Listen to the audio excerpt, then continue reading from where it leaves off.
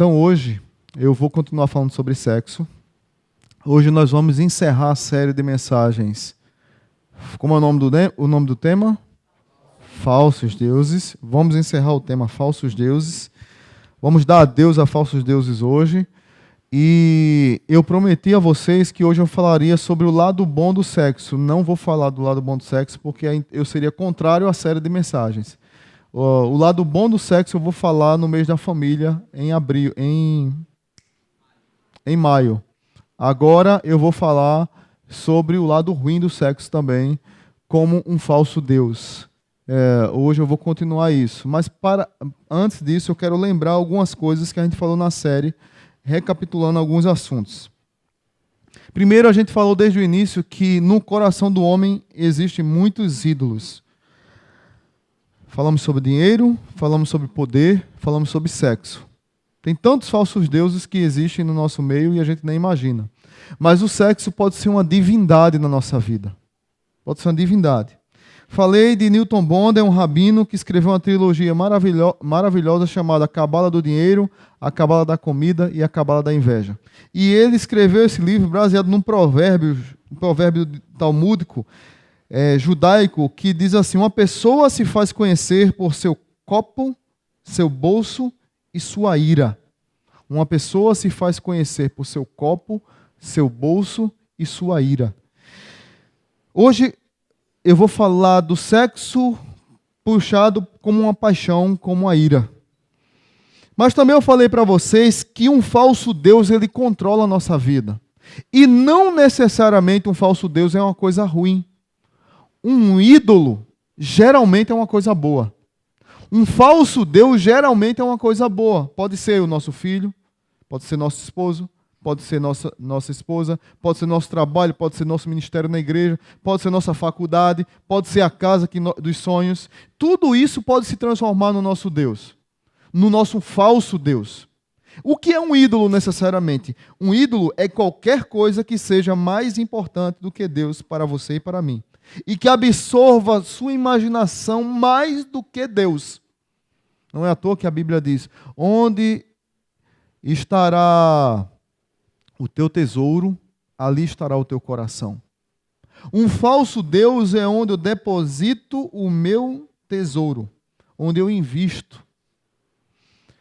Quando a gente fala do assunto sexo,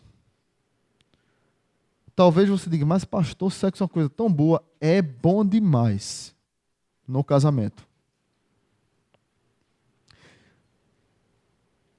A Bíblia, quando conta a história dos seus heróis, ela não omite os erros. E eu já tenho dito aqui na igreja algumas vezes que Deus, ele é um péssimo contador de histórias. Porque quando Deus conta a história dos seus grandes homens, ele conta detalhes. Um deles é Davi.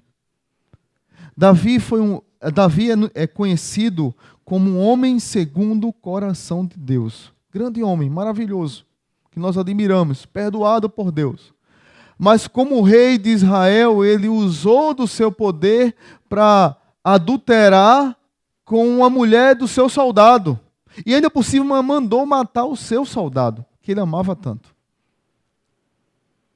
Soldado que ele prezava, pelo menos era o que ele demonstrava. Mas o resultado é que ele mandou o seu soldado para a frente da batalha, para que fosse morto logo, porque ele havia engravidado a mulher do seu soldado fiel a ele.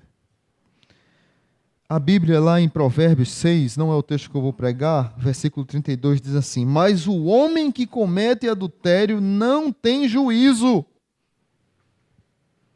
Todo aquele que assim procede, a si mesmo se destrói. Noutras versões diz assim: o que adultera com a mulher está fora de si. Só mesmo quem quer arruinar-se é que pratica tal coisa.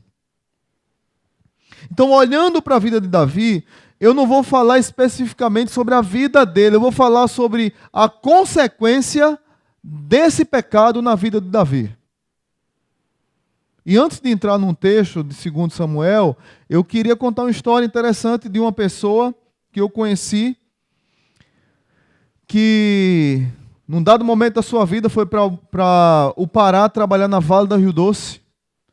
Chegando lá, encontra uma pessoa muito parecida com ela. O pai dele trabalhava viajando. Viajava para um lugar, estava um tempo no canto, estava outro no outro, e ninguém nunca sabia onde ele estava. E ele foi para lá, estudou, trabalhou e conheceu esse amigo, fizeram uma grande amizade. Certo dia, esse amigo lá do Pará disse: vamos lá em casa conhecer nossa casa, nossa família. O pai do amigo dele não estava. Quando ele chegou lá, que viu a foto da família, o pai do amigo dele era o pai dele.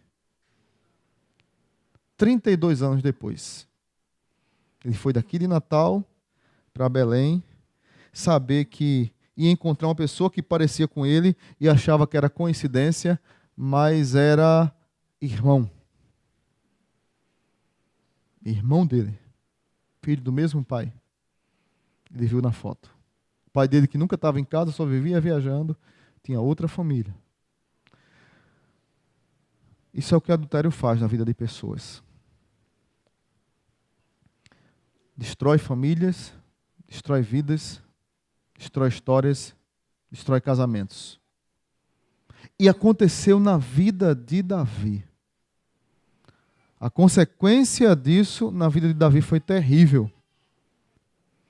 Então, a consequência do pecado sexual na vida de uma pessoa pode machucar muito. Deus pode restaurar? Claro! Claro! Deus pode fazer um milagre? Pode! Deus pode pegar uma flor machucada num jardim, arrebentada? Pode! Nós temos um trabalho aqui com as meninas arrebentadas nessa área. Deus pode mudar a história completamente. Mas essa mensagem que eu vou trazer para vocês é uma mensagem de alerta para quem está num caminho errado, vai fazer o caminho de volta. Quem está prestes a cair num pecado, não cair. E quem está bem ou aparentemente está bem, para reafirmar isso. E para continuar bem. Então eu queria que você abrisse a palavra de Deus lá no segundo livro de Samuel, segundo livro do profeta Samuel, capítulo 13.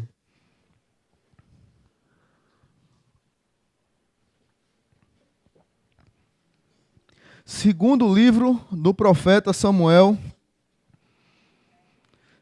capítulo 13, Antigo Testamento. Diz assim a palavra de Deus: depois de algum tempo, Aminon, filho de Davi, apaixonou-se por Tamar. Ela era muito bonita e era irmã de Absalão, outro filho de Davi. Aminon ficou angustiado ao ponto de adoecer por causa de sua meia-irmã Tamar, pois ela era virgem e parecia-lhe impossível aproximar-se dela. Aminon tinha um amigo muito astuto chamado Jonadab, filho de Simeia e irmão de Davi. Ele perguntou a Aminon: filho do rei, por que todo dia você está abatido? Quer me contar o que se passa? Aminon lhe disse: estou apaixonado por Tamar, irmã de meu irmão Absalão. Vá para a cama e finge estar doente, disse Jonadab. Veja que plano miserável. Vá para a cama e finge que você está doente. Quando seu pai vier visitá-lo, diga-lhe: permite que minha irmã Tamar venha dar-me de comer. Gostaria que ela preparasse a comida aqui mesmo e me servisse. Assim poderei vê-la. Aminon aceitou a ideia e deitou-se fingindo-se doente. Quando o rei foi visitá-lo, Aminon lhe disse: eu gostaria que minha irmã Tamar viesse e preparasse 2 bolos aqui mesmo e me servisse. Davi mandou dizer a Tamar no palácio: vá à casa de seu irmão Aminon e prepare algo para ele comer. Tamar foi à casa de seu irmão, que estava deitado. Ela amassou farinha, preparou o bolo na presença dele e os assou. Depois pegou a assadeira e lhe serviu os bolos, mas ele não quis comer. Então Aminon deu ordem para que todos saíssem, e depois que todos saíram, disse a Tamar: traga os bolos e sirva-me aqui no meu quarto. Tamar levou os bolos que havia preparado ao quarto de seu irmão. Mas quando ela aproximou-se para servi-lo, ele agarrou-a e disse: deite-se comigo, minha irmã. Mas ela lhe disse: não, meu irmão, não me faça esta violência. Não se faz uma coisa dessas em Israel. Não cometa esta loucura. Vamos dizer todos juntos esse texto aqui? Não se faz uma coisa dessas em Israel. Vamos lá? Não se faz uma coisa dessas em Israel. De novo. Não se faz uma coisa dessas em Israel. Verso 13. O que seria de mim? Como eu poderia livrar-me da minha desonra? E o que seria de você? Você cairia em desgraça em Israel. Fale com o rei. Ele deixará que eu me case com você. Mas Aminon não quis ouvi-la e, sendo mais forte que ela, violentou-a. Logo depois, Aminon sentiu uma forte aversão por ela, mais forte que a paixão que sentira. E lhe disse: levante-se e saia. Mas ela lhe disse: não, meu irmão. Mandar-me embora seria pior do que o mal que você já me fez. Ele, porém, não quis ouvi-la e, chamando o seu servo, disse-lhe: ponha esta mulher para fora daqui e tranque a porta. Só um detalhe. Nos originais não tem ponha essa mulher para fora daqui. A ideia é de objeto. Ponha isso para fora daqui. Ponha esse objeto para fora daqui. Depois que ele fez o que ele queria, a mulher deixou de ser o desejo dele, se tornou um objeto. E ele disse: ponha esse objeto para fora daqui. Verso 18. Então o servo a pôs para fora e trancou a porta. Ela estava vestindo uma túnica longa, pois esse era o tipo de roupa que as filhas virgens do rei usavam desde a puberdade. Tamar pôs cinza na cabeça, rasgou a túnica longa que estava usando e se pôs a caminho com as mãos sobre a cabeça e chorando em voz alta. Absalão, seu irmão, lhe perguntou: seu irmão Aminon lhe fez algum mal? Acalme-se, minha irmã, ele é seu irmão. Não se deixe dominar pela angústia. E Tamar, muito triste, ficou na casa de seu irmão Absalão. Ao saber de tudo isso, o rei Davi ficou indignado. A única coisa que Davi fez foi ficar indignado, mais nada. E Absalão não falou nada com Aminon, nem bem nem mal, embora o odiasse por ter violentado sua irmã Tamar. Vamos orar. Pai Santo, que a Tua palavra penetre em nossos corações e que possamos entender que o Senhor restaura o pecador, mas as consequências do pecado continuam. E o que vemos nesse texto é uma grande consequência do pecado de Davi, da desestruturação da sua família por causa do seu adultério com Batseba. Nos ajuda e nos orienta nessa noite, no nome de Jesus. Amém. Queridos irmãos, Davi, quando foi confrontado por Natã, aquela história que vocês conhecem, que Davi estava escondendo o pecado com Batseba, o adultério, o assassinato de Urias. Natã chega para ele e diz: olha, vou contar uma história. O homem tinha muitos animais, mas ele estava com o olho grande no animal do outro. E ele, no lugar de, quando foi dar uma festa, pegar o seu animal e matar e comer, ele pegou a do vizinho. Davi ficou irado e disse: quem é este homem? Eu sou o rei de Israel e eu tenho que punir esse homem. Esse homem tem que pagar 4 vezes mais o que ele fez. Aí Natã: pois não, você é o homem, Davi. O filho de Davi com Batseba morreu. Aminon estuprou a própria irmã. Absalão matou Aminon. Depois, Adonias também foi assassinado. Consequências de um pecado sexual dentro de uma família. Pastor, por que falar sobre sexo com tanta dureza? Porque a nossa sociedade é uma sociedade totalmente banalizada no assunto sexo. As pessoas perderam o senso do certo e do errado.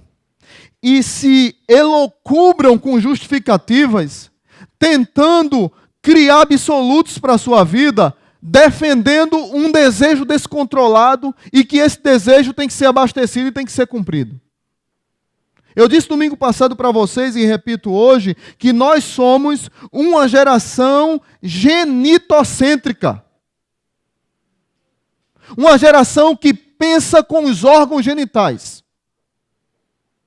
Que se descamba a qualquer apelo sexual, qualquer apelo de sensualidade, qualquer proposta de sedução, onde aponta o desejo, a sedução, o meu sexo aponta para lá, é para lá que eu vou. É uma geração que pensa com órgão genital. Na verdade, nós somos uma geração que pensa e não sabe o que pensa e nem sabe o que pensar. E nem sabe nem o que é pensar. A crise é grande, irmãos. Grande demais. No texto que nós lemos, vivemos essa geração aqui. A geração da paixão avassaladora para cometer um pecado na área sexual chamado lascívia, chamado estupro nesse lugar, nessa situação. E, por outro lado, nós vemos o irmão irado que, por causa do ódio, assassina o outro. Uma geração que não sabe lidar com emoções e não sabe controlá-las. O assunto é tão sério, e pesquisando sobre isso, me deparei com um psicanalista chamado Charles Melman, não sei dizer bem. Mas ele tem um livro que retrata o corpo do homem moderno. Retrata como o homem moderno vive. E ele põe o prazer à frente do saber. O importante é eu ter prazer, não é eu ser e saber alguma coisa.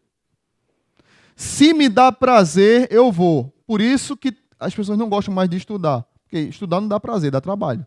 E muito, né? Prioriza a estética do que a ética.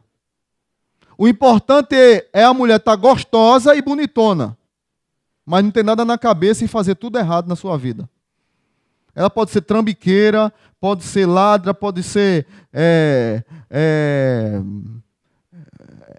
aquele 171, como é que chama? Estelionatária, mas a bicha é boazuda.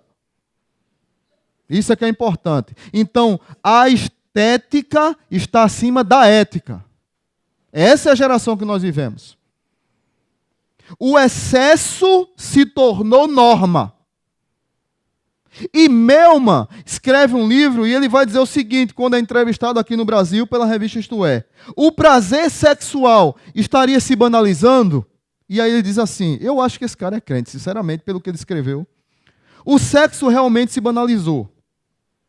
É encarado como uma necessidade, já que caiu por terra o limite que o tornava sagrado. Qual é o limite que torna o sexo sagrado, irmãos? Casamento. O que ele está dizendo aqui? Já que caiu por terra o limite que torna o sexo sagrado. Quando se fala em liberação sexual, não se fala mais do desejo. O homem contemporâneo trata o desejo sexual, de certa forma, como simples atividade corporal. Qual o resultado disso? E aí ele escreve a sua tese, A Nova Economia Psíquica, que faz do sexo uma mercadoria como qualquer outra. Então, na verdade, o que ele quer dizer é o seguinte, que o sexo se tornou como um produto. Eu consumo aqui, consumo outro ali, não quero mais esse não. Então eu descarto esse, vou consumir outro ali. Não gostei dessa mulher aqui não, porque ela já não está me dando prazer mais, aí eu vou e consumo outro ali. A mesma coisa é a mulher. Tem até comercial do TV que diz assim, se o seu marido não gostou do seu café, troque de marido. Não é troque de café. Se o seu marido não gostou do seu café, troque de marido.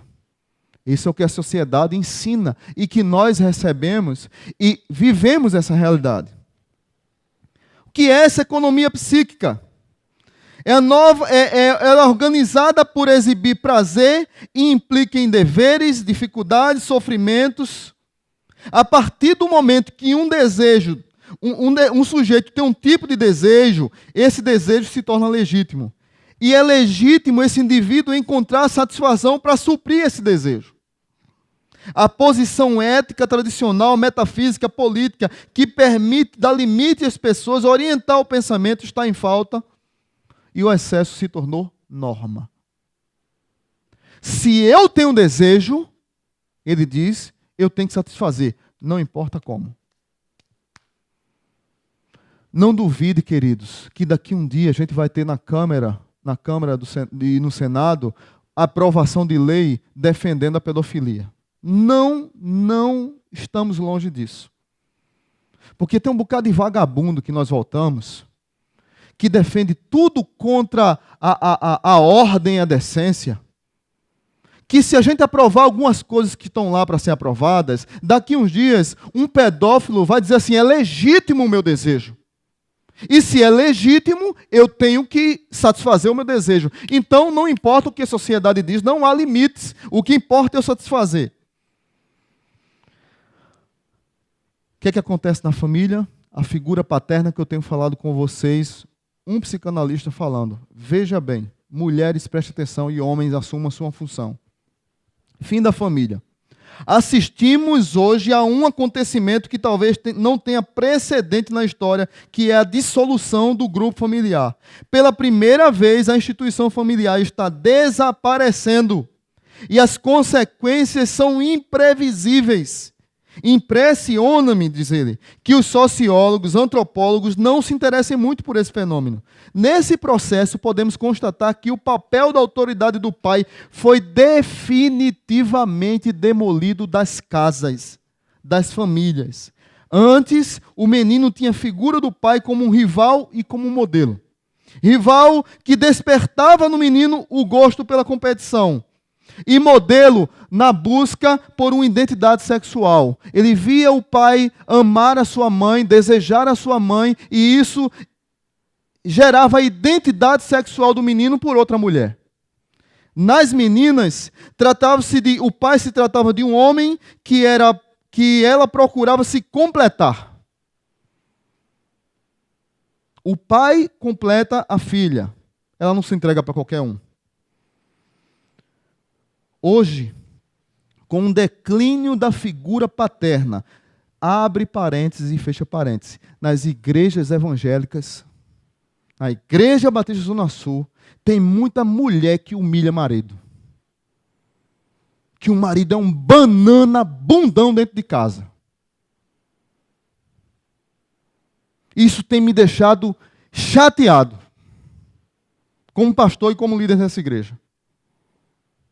Porque os homens não têm assumido o seu papel e as mulheres têm se imposto com uma briga de poder dentro de casa, arrebentado a criação de filhos. Chega no domingo na igreja, os crentes valorosos do Senhor, a família arrebentada, uma mentira. Vivem uma mentira. Aí chega esse homem para dizer isso aqui, para confirmar tudo que a gente tem pregado. Nossos jovens podem estar menos propensos a batalhar pelo sucesso, a estabelecer um ideal de vida, a ter um sonho, a ter um objetivo, descobrir o gosto pelo sexo. Por quê? Porque perderam um referencial dentro de casa.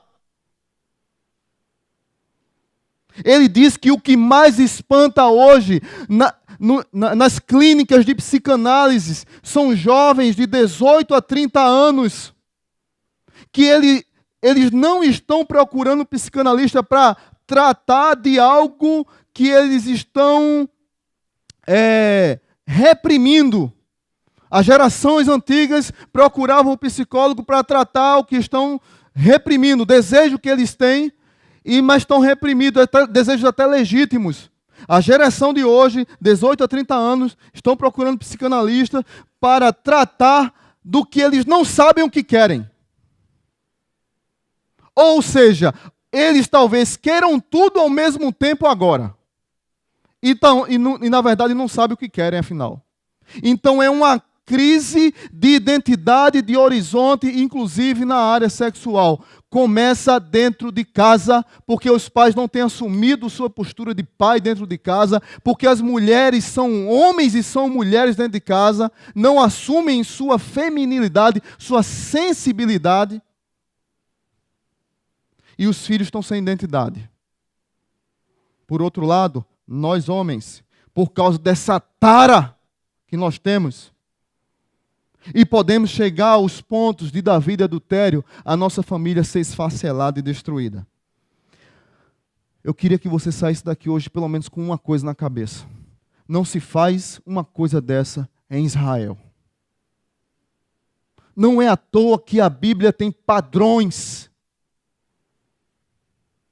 Não é à toa que a Bíblia tem padrões para viver. E nós estamos abandonando esses padrões e machucando a vida de muita gente. Homens, mulheres, crianças, filhos. Muitos. E antes de seguir, voltar para o texto, eu quero dar alguns conselhos aqui para alguns casais que estão aqui me ouvindo nessa noite. Porque quando a gente fala sobre sexo no casamento, às vezes a gente chove no molhado, mas não. Diante das crises que nós estamos vivendo, não é chover no molhado não, é ter que relembrar algumas coisas. Então eu queria dar alguns conselhos antes de voltar para Aminon. Para que você evite tragédias na sua casa. Tem casais que não fazem sexo há muito tempo. Há anos. Casais que não fazem sexo há anos. Não é 2 meses, 3 meses, 4 meses. Anos. Casais que os filhos sugam tanto tempo que a mulher está morrendo de cansada e o homem também, quando chega na cama, parece, eu não sei o que é, mas parece 2 zumbis, cai assim, um vira para um lado, outro para o outro, e ronca e outra coisa também. Só isso. Acabou o sexo. Casais que deixam os filhos dormirem no meio da cama e impedem contato dos dois. Não, o bichinho uma ova, bota ele na cama dele, vai namorar com a sua esposa. Bichinho no meio da cama. Que, já pensou Larissa no meio da cama, eu e Geisa lá? Como é que a gente ia namorar? Mas às vezes tá os 3 na cama, viu? Mas na hora de dormir, Geisa tem um negócio chamado, como é, Larissa, da meia-noite? Acaba o encanto. Tem uma hora lá que Geisa acaba o encanto, que vai tudo assim de mansinho, um medo da mãe da gota, né? Aí acaba o encanto. Muitos casais estão frios há muito tempo. Perderam o fogo. Perderam a paixão. Dá até para cantar a música do Vando, né? Eu sou fogo, você é paixão, né? Você é a luz, dá até para cantar. Perderam o fogo, perderam a paixão, perderam o encanto. Perderam há muito tempo e não perceberam. E precisam voltar a isso no casamento, para que o homem maluco não faça besteira e muito menos a mulher. Muitos de nós casamos por culpa, porque quando namorávamos, transávamos. Então vamos casar para resolver o problema. Então vivíamos sobre a perspectiva do perigo, da conquista. Depois do casamento, enjoamos. Como? Era um fogo da bexiga antes, acabou o fogo? Que foi? Jogaram água? Antes de casar era um fogo. Depois que casa, frieza. O que é isso? Como eu contei aqui no primeiro culto, há amigos que antes, quando namoravam, cantavam poesias para a esposa, cantavam músicas belas para a esposa. Foi assim como ver o mar a primeira vez que meus olhos... Olha para a esposa e canta isso. Meu amigo, você quebra ela na hora. Aí depois que casa, não canta mais. Depois que casa, não elogia mais, não corteja mais a esposa. Não é elogia. A mulher gosta de ser elogiada, mas o cara perdeu isso. Quando namorava, levava a esposa para comer banana split. O irmão disse até o valor da banana split. É caro que só a gota, R$16,90. Mais a água e a gorjeta do garçom. Dá uns 20 conto. Dá isso? Então, é caro. Antigamente, o cara pagava 10 banana split. Aí agora, o cara vai para o restaurante com a esposa ou para a sorveteria, ela olha para o lado esquerdo do cardápio e ele olha para o lado direito. É assim ou não? Não, vocês estão rindo porque é verdade. É desse jeito. O cara olha para o lado direito. Mas tem mulher que quer só os mais caros, né? Bronca, né? Tem o dom de querer o mais caro, né? O cara vai para o restaurante e ela quer lagosta ao molho de camarão, com não sei o que, R$ 249. Ela não quer a piaba de R$ 14,90. Não quer, parece uma coisa interessante. Mas traduzindo para hoje, nós homens perdemos isso e nós cortejávamos nossas mulheres, depois que casa a gente perde isso.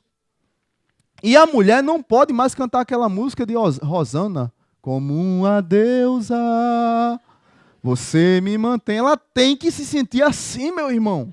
Acorde. Todo dia você canta, você é uma deusa e eu te amo assim. Agora você inventa lá uma letra e cante. Mas é assim que acontece, infelizmente. Eu fico triste que eu olho às vezes para cenas de novela, de filme, e por que cenas de quentes de sexo em novela ou em filme é só entre casais de namorados ou de adultério? Vocês já perceberam isso?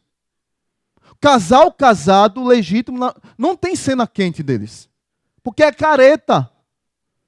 Cena quente, cena forte é só se for adultério ou se for namoro. Os dois errados. O casal certo não tem cena quente de sexo. E nós, às vezes, torcemos para o adultério dar certo e torcemos para o casal de namorado transar. E nós aplaudimos. E a sociedade perdeu a noção do sagrado no sexo. Mulheres deixaram de ser cortejadas pelos seus maridos. A briga, a conquista acabou. Por que acabou, meu irmão? Por que acabou? Por outro lado, mulheres rejeitam maridos. Muitas mulheres que rejeitam os maridos, sempre com a desculpa, sempre está cansada. Sempre o filho sugou. O filho que era bênção se tornou maldição. Russell Shedd gosta sempre de falar isso. O filho que era bênção se tornou maldição. Nós sabemos de todo o tempo, descanso que a mulher tem quando tem um filho, quando é criança. Meu amigo, dê um jeito, bote o menino para dormir, dê maracujina para ele, eu não sei o que você vai fazer, mas vá namorar. E você, mulher, pelo amor de Deus. Tem mulheres que perderam a libido porque se entopem de remédios. E aí eu tenho 2 diagnósticos, olhando para as crises que eu passo com pessoas da igreja. 2. Que tem mulheres realmente que são doentes e que precisam de tratamento. E aí eu sustento e ajudo, e quando o casal procura, a gente senta e conversa. Mas tem muita mulher que tem a frescura mesmo. Pode gravar aí, é frescura. E fica inventando doença. Fica inventando coisa para não ter relações com seu marido. Porque a paixão acabou há muito tempo, o relacionamento acabou há muito tempo, o casamento acabou há muito tempo e estão vivendo entre 4 paredes, separados e mentindo para Deus, mentindo para eles mesmos, relacionando na igreja, glorificando a Deus e a casa sendo destruída. Isso precisa acabar. Isso precisa ser conversado e ser confessado. Para que mude, para que se grite, eu preciso de ajuda, para que o casamento não seja destruído, para que a família não seja destruída, para que o casal não seja usado como motivo de chacota por Satanás. Resultado de pecado na área sexual, a gente acabou de ler. Queria tirar algumas lições desse texto. Se você puder abrir sua Bíblia, lá em 2 Samuel, eu queria tirar algumas lições.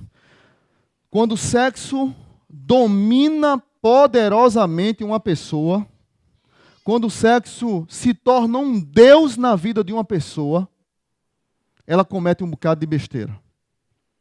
Olhando para Aminon, um homem que adora ao falso deus sexo é dominado por uma paixão doentia. Capítulo 13, 2 Samuel, verso 1, 2, 3 e 4. Primeiro vai falar que ele estava apaixonado por Tamar. E a palavra apaixonado é a mesma palavra que usa para doente emocional. Ele estava emocionalmente doente, aproveitando que essa paixão tão santa que ele tinha, tão maravilhosa para sua irmã, se transformou em asco, em desprezo, em nojo, depois que ele cometeu o ato. Quantos homens têm tratado mulheres como objetos? Quantas mulheres, pasmem, têm tratado homens como objetos do seu desejo? Verso 2 diz que ele estava angustiado e doente. Aminon ficou angustiado a ponto de adoecer por causa da sua irmã.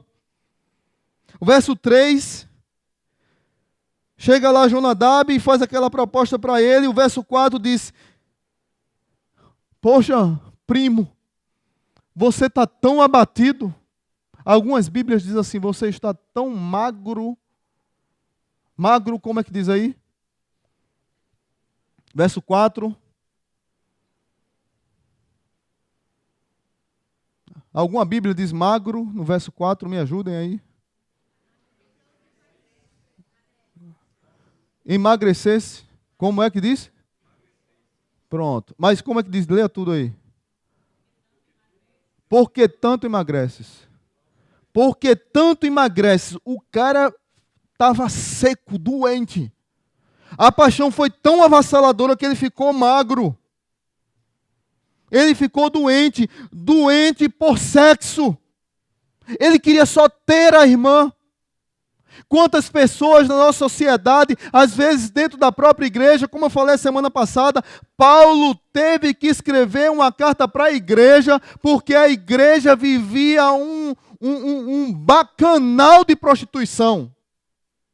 O crente estava domingo na igreja adorando a Deus, terminava o culto, ia para o motel, terminava o culto, ia adorar a Afrodite, terminava o culto, na segunda-feira transava com uma empregada, no outro dia com a outra, depois ia para um templo onde tinha 1000 prostitutas, e ele entrava lá e transava com uma, com outra, e no domingo estava na igreja adorando a Deus.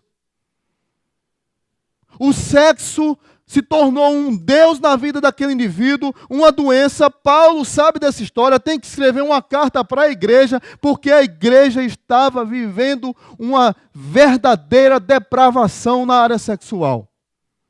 Não era para descrente, não. Para quem não entregou o coração a Jesus, como a gente gosta de dizer, aceitou Jesus como Senhor e Salvador da sua vida. Não era para crente mesmo. Para aqueles que dizem, eu já aceitei Jesus. Sei lá, será? Primeiro que esse negócio de aceitar Jesus não está na Bíblia. É Jesus que aceita a gente, não é a gente que aceita Jesus.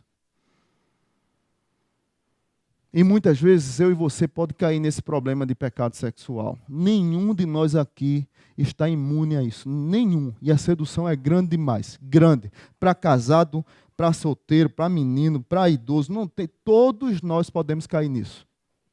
Não vamos aqui de forma nenhuma querer estereotipar ou querer acusar ninguém. Todos nós podemos cair nessa. Um homem que adora o falso deus sexo envolve com falsas amizades. Verso 5, olhe comigo. Verso 5. Ele se encontra com seu primo, e no verso 5 o primo diz assim: vá para a cama e finja que está doente, disse Jonadab. Quando seu pai vier visitá-lo, diga-lhe, permite que minha irmã Tamar venha dar-me de comer, gostaria que ela preparasse a comida aqui mesmo e me servisse, assim poderei vê-la. Quem são as suas amizades? Deixa eu dizer uma coisa para você. Para você pecar na área sexual, amigo não vai faltar. Concordam comigo? Amigo não vai faltar para lhe levar para a desgraça, para a sepultura nessa área. Amigos que nos ajudam a mentir. amigos que nos aconselham a pecar, amigos que nos levam para a sepultura do pecado, amigos que nos fazem tramar pecados, mentir no caso dele aqui, para o pai e para a irmã e para ele mesmo. Talvez você tenha amigos que lhe estimulem a pecar contra a sua esposa. Talvez é o mais comum. Amigos que lhe convidam para um happy hour, sexta-feira, e a sociedade ensina para mim e para você o seguinte: se você não vai com a turma de amigos, ou você não dá conta do recado, ou você é dominado pela esposa, ou você é indeciso. E a sociedade impõe para os homens essa ideia de que ele tem que sair com os amigos, que os amigos têm outras mulheres que vão dali, do happy hour, ir para um motel, ir para a casa de alguém, fazer lá um bacanal de Herodes lá dentro. E a minha esposa está em casa, e meus filhos estão em casa, e eu estou aqui vivendo uma mentira por causa de falsas amizades. Quem são seus amigos? Amigos verdadeiros não me levam para trair minha esposa. Amigos verdadeiros não me levam para trair meus filhos.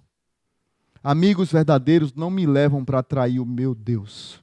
Amigos verdadeiros não me levam para trair a minha igreja, para mentir para a minha igreja, para mentir para a minha célula, para mentir para o meu líder de célula, para mentir para o meu filho, minha esposa. Amigos verdadeiros não fazem isso. Veja se esse é seu amigo mesmo, que tem levado você para o lugar errado. Veja se essa sua amiga é uma amiga verdadeira. O conselho de Jonadab tornou Aminon num estuprador, num incesto e num defunto. Talvez quem está lhe convidando para algo errado está lhe transformando num monstro e você não tenha percebido. Aminon se transformou num estuprador da sua irmã, cometeu incesto e foi assassinado. Por causa de um falso amigo. Seus amigos estão lhe levando para onde? Terceira lição. O homem que adora ao falso Deus sexo é dominado pelo desprezo, pelo nojo após o ato. Verso 12 ao 15. Veja o que aconteceu. Verso 12 ao 15. Mas ela disse: não, meu irmão, não me faça essa violência. Não se faz uma coisa dessas em Israel. Não cometa essa loucura. O que seria de mim? Como poderia me livrar? E aí ela continua falando. O verso 14. Mas Aminon não quis ouvi-la. Sendo mais forte, a violentou. Logo depois, Aminon sentiu uma forte aversão por ela. Mais forte que a paixão que sentira antes. Gente, esse texto é forte demais. Aquele desejo espetacular que entrou no coração foi como uma chama flamejante por uma mulher. Quando ele concebeu o ato, ele teve nojo dela. Ela é um objeto, é um lixo. Não é nada para mim mais. O que eu queria, eu consegui. Vou dizer uma coisa dura aqui, mas é o que acontece com muita gente. Muitas mulheres apenas se tornam apenas depósito de esperma. Porque o relacionamento já acabou há muito tempo. Há muito tempo. E o que se quer apenas é consumir o desejo da minha vontade avassaladora, que é meio que um monstro que vai subindo. Foi o que aconteceu aqui. Deus às vezes transforma... Deus não, perdão. O diabo às vezes transforma uma coisa bem bonita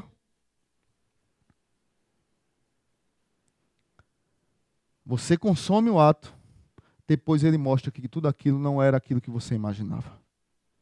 A vergonha, talvez que Aminon teve, o desespero, o medo, o nojo, tudo isso bagunçou a vida desse homem, que levou esse homem a a entender que ele talvez foi completamente seduzido pela cilada do diabo e pela conversa do seu falso amigo, que era seu primo. E que ali ele caiu completamente, destruindo a vida de uma virgem, sua irmã, que vivia as virgens, filhas do rei, vivia no palácio, toda guardadinha, preparada para um futuro casamento. Nem os irmãos homens tinham acesso a elas. Elas só se encontravam com mulheres, eram preparadas para se casar num futuro com o rei. E quem ele se casasse é que tiraria a virgindade dela. E esse homem, seduzido por uma paixão doentia, medíocre, acaba com a vida dele e a dela. Quarta lição, ele abusou da força, põe ela para fora de casa, vocês viram uma cena triste, põe ela para fora de casa, a paixão lasciva se tornou numa ira contra a própria irmã. E por último, um homem que adora o falso deus sexo pode ter um fim trágico. E eu queria que você lesse comigo o verso 23. Verso 23 do capítulo 13.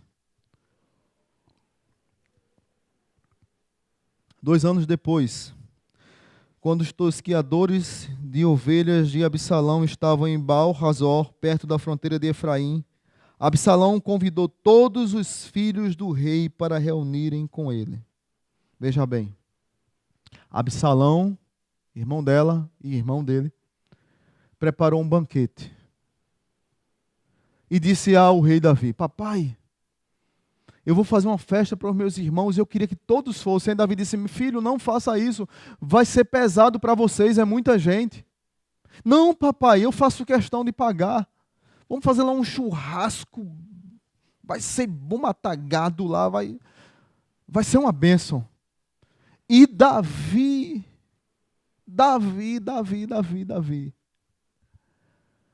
não percebeu a trama. Davi não percebeu que a casa dele estava em polvorosa, que estava em guerra, que durante 2 anos Absalão, gente, isso é muito importante no verso 23, o início, 2 anos depois, Absalão estava preparando para assassinar seu irmão, alimentando um ódio no coração, como o pastor Pedro Moura disse aqui na segunda-feira, nos lembrou de uma música de Fagner que diz assim: sentimento ilhado, morto e amordaçado volta a incomodar. Voltou a incomodar. 2 anos depois, ele disse: papai, eu vou dar uma festa. Aí Davi lá, tá bom, vá. Resultado é que ele diz assim, olha para os empregados deles: olha, quando eu der a ordem, vocês matem, firam meu irmão Aminon. Eu quero vê-lo morto. Quero vê-lo morto. Ele é assassinado. Ele morre nesse churrasco, nessa festa. Mas eu queria que você observasse uma coisa no verso 32 comigo. Verso 32 diz assim: mas Jonadab, filho de Simeia, irmão de Davi, disse. Por que Jonadab disse isso? Só para explicar. Quando mataram Aminon, voltou várias pessoas correndo para Davi, dizendo: mataram todos os seus filhos. Absalão matou todos os seus filhos. Davi chorou, pranteou. Aí depois veio Jonadab, filho do cão, o falso amigo. Chega para Davi e diz assim: não pense o meu senhor que mataram todos os seus filhos. Somente Aminon foi morto. Essa era a intenção de Absalão desde o dia em que Aminon violentou Tamar, irmã dele. O rei, meu senhor, não deve acreditar que todos seus filhos estão mortos. Apenas Aminon morreu. Você não viu Davi Davi, você não percebeu, Davi, é isso que Aminon está dizendo. Você não percebeu que durante 2 anos, Absalão, as feições dele, alguma Bíblia diz, as feições de Absalão demonstravam que ele iria se vingar de Aminon? Davi, você não está percebendo, Davi, que a intenção no coração de Absalão é a intenção de ódio, que ele queria descontar a desonra, porque você não fez nada, você ficou irado, e um irmão vingou a irmã contra o outro irmão. Você não viu, Davi, que a sua casa está empolvorosa e você não assumiu a postura de líder do seu lar? Tudo por causa de uma coisa chamada falso Deus, chamado sexo. Tudo começou lá, com Davi. E descamba aqui em morte. A história não continua aqui. Absalão foge. Davi fica de mal de Absalão quando ele volta. 5 anos, 3 anos depois, 3 anos depois disso aqui, Absalão volta. E volta e toma o reino de Davi. Depois, numa batalha, tenta matar o pai, persegue o pai, ele é morto. E Davi chora. Absalão, Absalão, meu filho Absalão. Mas tudo começou lá atrás por causa de um pecado fora do casamento, na área sexual. Tudo começou lá atrás. Porque o sexo se tornou Deus na vida de muita gente. Porque tem destruído muita família. Eu quero concluir falando aos pais e às mães. E aos jovens que um dia vão ser pais. Perguntaram a Charles Melman por que a figura paterna foi esvaziada, assim como o lugar da autoridade, de uma maneira geral, foi esvaziado. E ele respondeu: o problema do pai hoje é que não há mais autoridade ou função de referência. Sua figura se tornou anacrônica. Nas famílias, o pai e a mãe passam a ter as mesmas atribuições, o que dificulta a identificação dos filhos com a figura paterna, masculina, e a figura materna, feminina. Como é que está a tua casa, meu irmão? Como é que está o teu desejo sexual? Se transformou em paixão? Se transformou numa doença descontrolada? Eu raramente critico novela aqui na igreja. Eu não sei da vida de cada um manda na sua vida. Mas eu fico triste que tem gente aqui viciada em BBB. Gente, é muito mau gosto você assistir uma porcaria daquela. As novelas não se fala, não vou nem comentar a novela. Filmes, sites que nós entramos e que diz assim, um clique, o mundo está à sua frente. O apóstolo Paulo diz lá em Filipenses que tudo que é puro, tudo que é de boa fama, tudo que é agradável, seja isso que ocupe a vossa mente. Talvez tenha pessoas que estão aqui nessa noite, que estão à beira de um divórcio, à beira de uma traição. Talvez estejam pessoas que estão aqui nessa noite que estão sendo seduzidas, ou estão seduzindo, estão à beira da queda. Em nome de Jesus, receba essa palavra hoje. E não caia no pecado da área sexual. Deus te ama, Deus quer te restaurar, Deus quer mudar a sua vida, mas não troque uma vida com Deus por um prato de lentilhas. Curva sua cabeça e vamos orar. Santo Deus, mais uma vez eu quero te agradecer. Deus tem nos incomodado na igreja.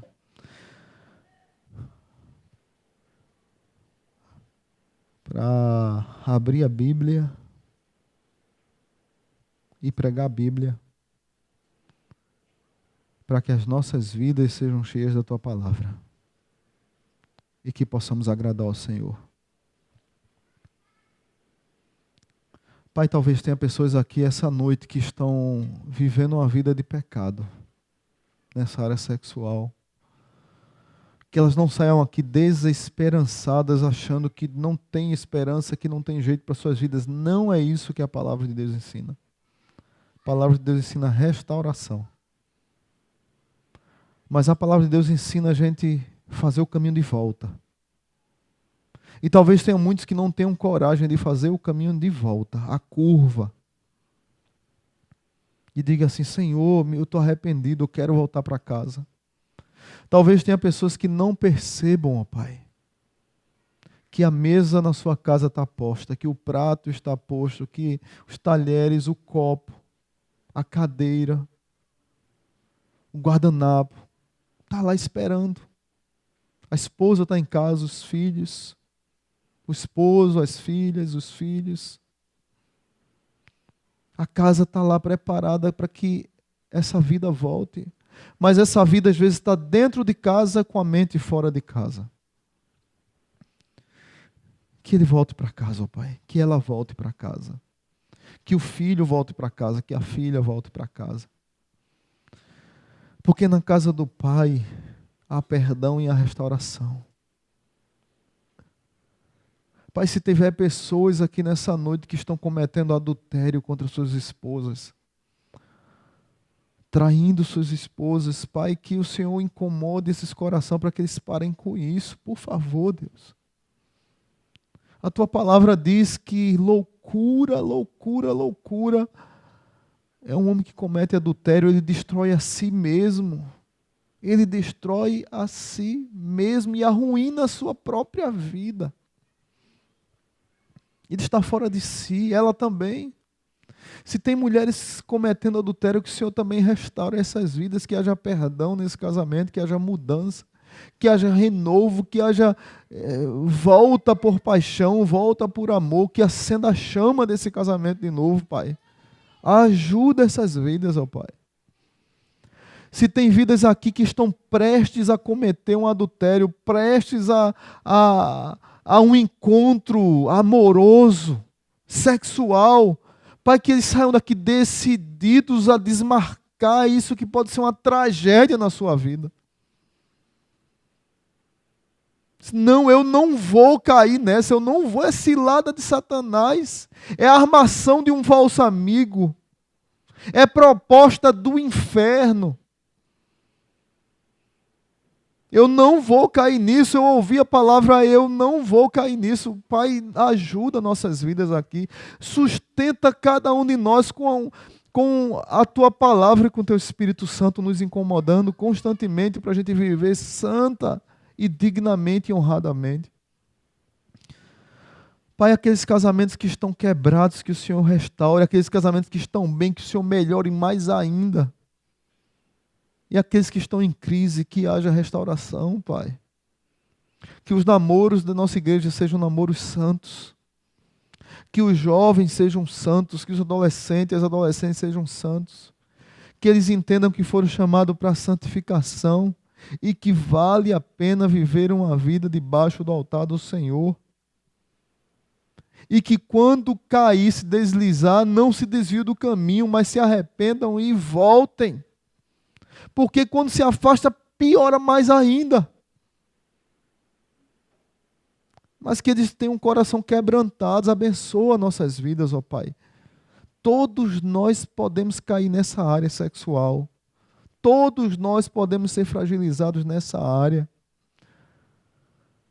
Nos ajuda, Pai. Que o amor de Deus, o Pai, que a maravilhosa graça de Jesus e que a comunhão do Santo Espírito de Deus nos abençoe. No nome santo de Jesus. Amém.